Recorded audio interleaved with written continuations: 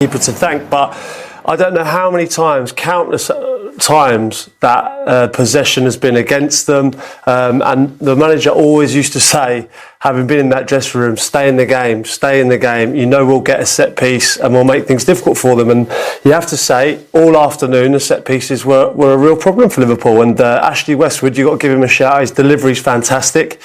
And you know, the big centre halves will always get their head on something, and you've got a finisher like Rodriguez to get the goal. And it's a credit, really is, to come to Liverpool and get a result, get a point, and a well-deserved point. And they possibly could have won it, the chance at the end. It was no fluke, and it's something they've been doing for a long time now. Crouch, you said you played there obviously under Sean Dyche. The defensive record, Pope's clean sheets, the way they had it, how resilient they were throughout the game, and obviously set pieces are a huge part of their makeup. Is that down to working on the training ground? You've been behind the scenes there? Mate, every single day, working on team shape. As you can see, it's a collective. I mean, there were times as a striker, it's the last thing you want to do. You want to go up and do finishing, but you're involved in the team shape. You saw Wood and you saw Rodriguez today. Everyone's behind the ball. They're all working hard. It doesn't matter who the centre halves are. Ben Mee, Tarkowski. It was Kevin Long today, who hasn't had a lot of football, but he's come in today and he was another colossus. It really, honestly, it's defensively, it's a joy to watch. I think every single man puts their body on the line. Everyone knows their jobs. Everyone knows what they're doing. And when you need your goalkeeper to make saves, he made world-class saves today. So it was no fluke. It was a result that they deserved. Talking of the goalkeeper, let's hear from him. Nick Pope is with Des. Nick, that was a bit of a turn-up. Held the champions. Weren't for the woodwork, it could even be better. Yeah, I know. We pushed on second half. Really, after they scored, I thought we played really well, and created chances of our own. Every set piece we looked dangerous. Every ball in the box we looked dangerous. And unfortunately enough, just didn't quite go in for us again. Was that the message at half-time? Be more aggressive and go for it? Yeah, a little bit. Yeah, obviously carry on from where we kind of left off after the goal and how we reacted then. We started to press a bit higher, win the ball a bit higher, win set pieces, and make chances of our own. Like I say, nearly worked. Of course, you had to make a save at the end, but in the first half, the two outstanding saves, one from Salah and one from Mane, kept you in the game. Yeah, it's nice to be involved. You come to big grounds like this, you expect to be busy. The big teams are Premier League champions for a reason. So you've got to come in, you've got to be ready for action. So yeah, fortunate enough to keep a couple out. They're analysing that back in the studio. Which is the best for you? It's that long ago now, I'm not really sure. The first one felt like I was nearly behind the line by the time I saved it, so I was happy it managed to get round the post. Yeah. And that battle for the Golden Gloves with your opposite number there, yeah. Of course, it hasn't made any ground today. He hasn't, yeah, and I've not got away from him, so yeah, it will carry on. It's been great. He's been top end for 2 seasons, I must say, and he was class again today. He's a top goalkeeper, so to be up there with him is it's an honour. And what's the secret of this Burnley side? Because whatever happens now this season, it's been outstanding when you compare your resources to other clubs. I don't think there is many secrets. We work hard. We've got good togetherness. We've got a great group of players that every minute the ball's on the pitch, we're working as hard as we possibly can, and that's a massive part of our success, I'd say. And not only that, it's day in day out at the training ground as well. We don't just rock up on a Saturday without a plan and without any method. It's something that a lot of thought goes into, and it's all glued together by the people. Well, congratulations, a good point. Thank you. Yeah, thank you.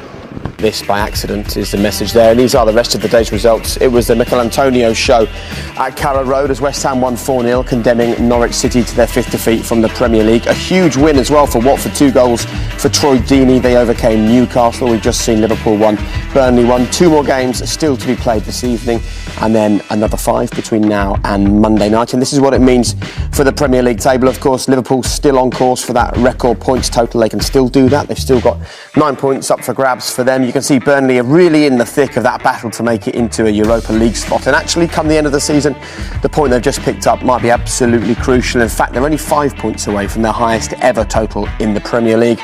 Take a look at Watford there, sitting 17th.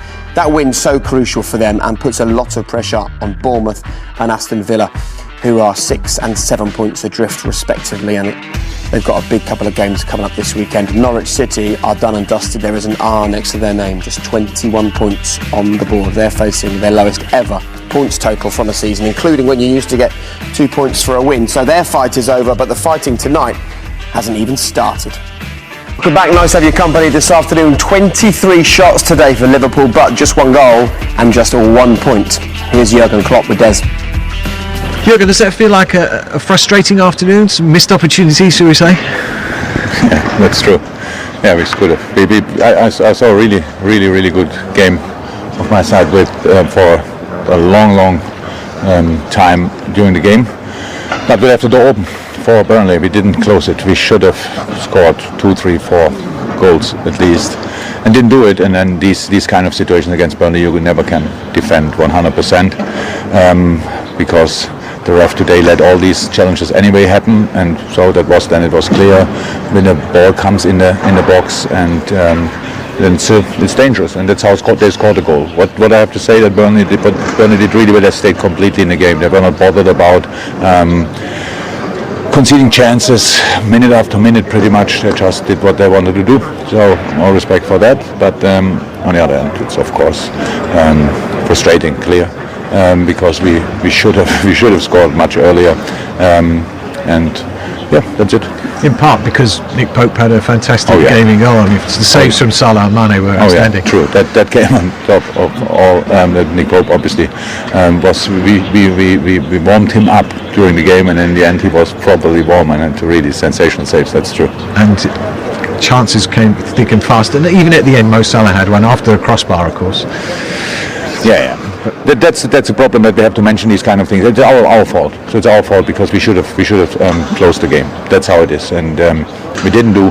And then these things happen. Look, Burnley is a team with an outstanding attitude, and they just stay in the game. And 2 top strikers up front with Rodriguez and Wood.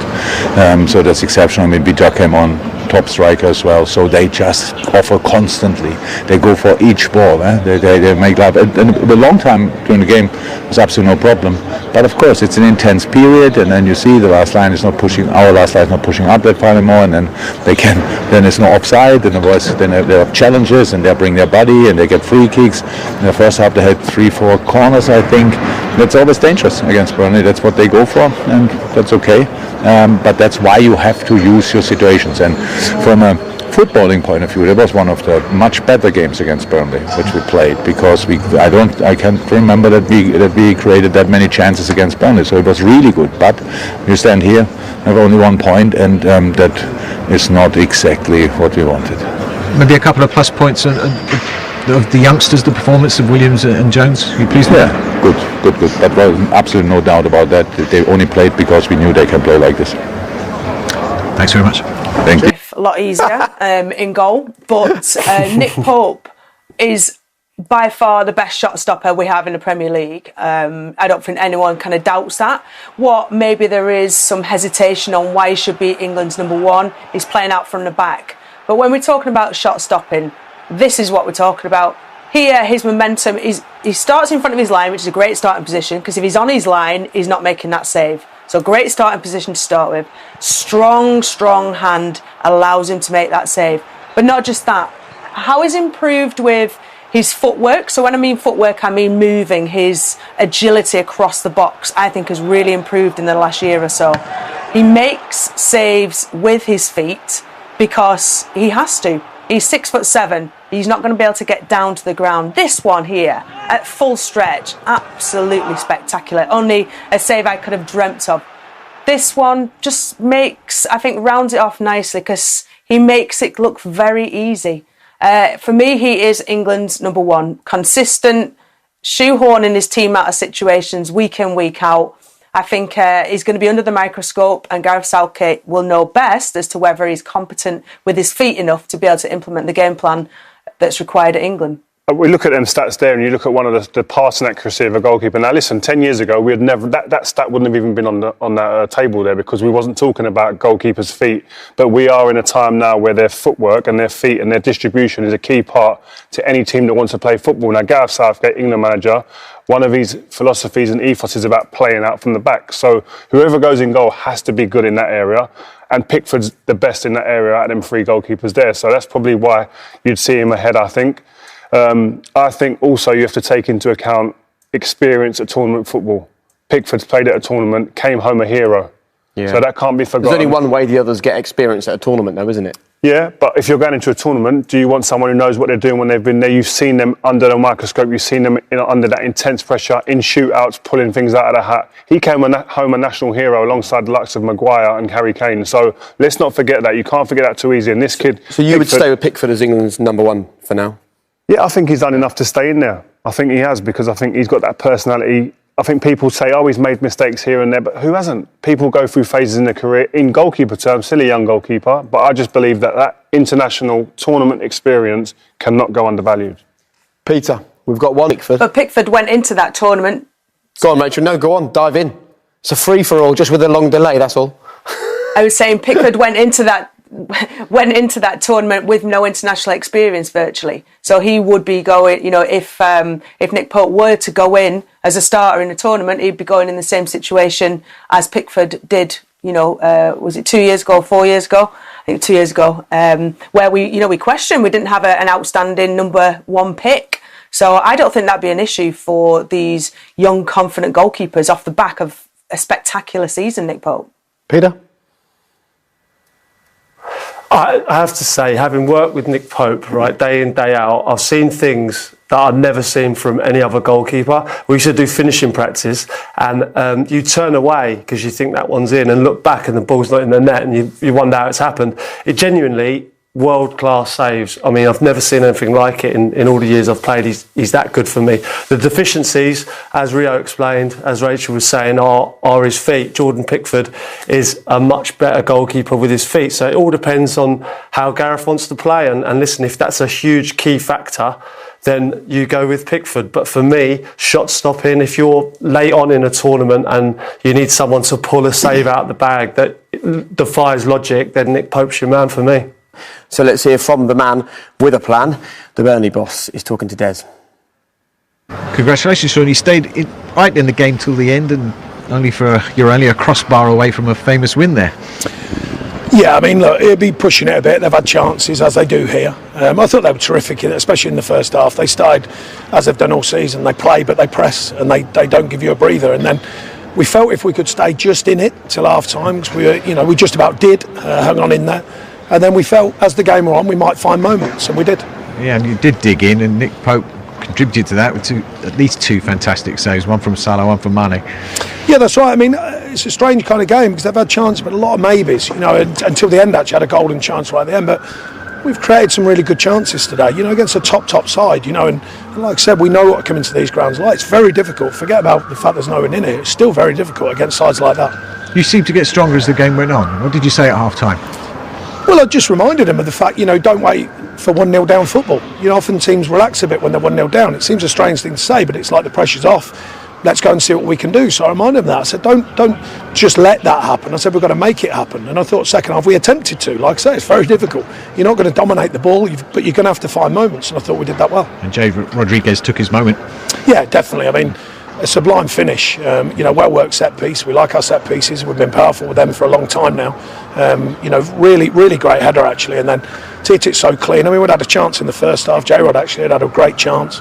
At the end, Vids, he just away from him. So there's a couple of moments that I think the secret is when you come to these grounds, you've got to stay in it, but you've got to find a moment. And I think we did that. And you did. And look, how many moments can you find? I mean, Burnley now have another season to plan for the Premier League. What about yourself? I mean, how can you keep delivering these miracles? Well, it's not down to me, by the way. It's down to the players. I can only guide them. It's down to them what they deliver. But I think the mentality is firm. I think the belief in each other is a given. And I think these are things that sometimes get overlooked, but they're a powerful force. Particularly when you've got all noses pointing in the right direction, which we have. Thanks very much. Thank you. Well done. Such an asset to Burnley. But he's in a position where at this stage of the season he's naming 5 players on the subs bench who've never played for the club before because of issues with contracts and other things. He is a manager they need to make sure they look after, otherwise he will go somewhere else. Yeah, I think definitely. I mean, his record has been fantastic in making sure that Burnley have become a team that are in the Premier League. They're a sound team in the Premier League. Yes, sometimes they do flitter around the relegation zone, but more often than not, he gets them to safety well before the end of the season, and he's done a magnificent job. And what I love about him, he's diligent, he's very methodical in what he does. all the players, you heard Pope speak there in his after-match interview, they all know their jobs, they're coached, they're drilled well week in, week out. So when they get to a game, they're all well informed on individuals they're playing against, but also what the team needs to do to get a result. And let's take a look at the goal that got them the point today.